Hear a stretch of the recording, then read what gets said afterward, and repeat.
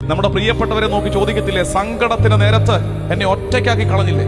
ഒറ്റയ്ക്കായി പോകുന്ന നേരത്തും തകർന്നു പോകാതിരിക്കാൻ. ഇന്ന് കുടുംബങ്ങളിൽ 4ഉം 5ഉം ഒക്കെ ഒരു വീട്ടിൽ ഒരു കൂരയ്ക്ക് കീഴിൽ താമസിക്കുമ്പോഴും വല്ലാത്ത ഒറ്റപ്പെടലിൽ ജീവിക്കാൻ നമ്മുടെ മാതാപിതാക്കൾ, വൃദ്ധരായ മാതാപിതാക്കൾ, മക്കള് പല വഴിക്ക് പറന്നകന്നു കഴിഞ്ഞപ്പോൾ ഒറ്റയായി ജീവിക്കേണ്ടി വരുന്ന മാതാപിതാക്കളുടെ എണ്ണം കൂടുന്ന കാലത്ത് ഒരു കുരിശിലേക്ക് നോക്കട്ടെ. പ്രത്യേകിച്ച് ദാമ്പത്യ ജീവിതത്തിൽ ഒറ്റപ്പെടലിലേക്ക് പോയവര്, ചേർത്ത് വെച്ചൊരു ബന്ധം പെട്ടെന്ന് മുറിഞ്ഞ് ഒറ്റയായി പോയവര്, അപ്പനും അമ്മയുടെ കീഴിൽ വളരുമ്പോഴും അപ്പനും അമ്മയ്ക്കും നമ്മളെ വേണ്ട എന്നുള്ള തോന്നലിൽ നീറുന്നവര്, നമ്മുടെ അപ്പന്മാര് കുടുംബത്തിനു വേണ്ടി ഏറെ പാടുപെട്ടിട്ടും വീടിനകത്തൊരു അനാഥത്വം അനുഭവിക്കുന്ന അപ്പന്മാരുണ്ട്.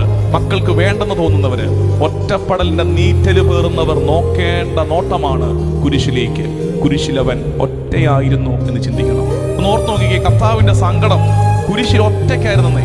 കൂടെ കൊണ്ടു നടന്ന 3 വർഷം കൂടെ കൊണ്ടു നടന്ന് ചെല്ലും ചെലവും കൊടുത്ത 12 എണ്ണത്തിൽ ഒരുത്തൻ ഒറ്റിക്കൊടുത്തു, ഒരുത്തൻ തള്ളി പറഞ്ഞു. ബാക്കി 8 എണ്ണം ഓടിയ വഴിക്ക് പുല്ല് മുളച്ചില്ല. പിന്നെ യോഹന്നാൻ എങ്ങാണ്ട് വഴുതെറ്റി കയറി വന്നതാണ്. പ്ലാൻ ചെയ്തൊന്നും പുള്ളി വരാൻ സാധ്യതയില്ല. അറിയാണ്ടെങ്ങാണ്ട് മറിയത്തിന്റെ കയ്യെ പിടിച്ച് കയറി ഇങ്ങ് പോന്നതാണ്. കൂടെ നടന്നവന്മാരൊന്നുമില്ലാതെ ഒറ്റയായി പോകുന്നൊരു സമയമുണ്ട്. ഒറ്റപ്പെട്ടു പോകുമ്പോ കുരിശ് പാഠമാണ്. ഒറ്റയ്ക്കായിരിക്കുമ്പോഴും അപ്പായുടെ തുണയിൽ, പിതാവായ ദൈവത്തിന്റെ തുണയിൽ ഒറ്റയ്ക്ക് ദൈവത്തിരഹിതം നിറവേറ്റുന്നതിന്റെ പേരാണ് കുരിശ്.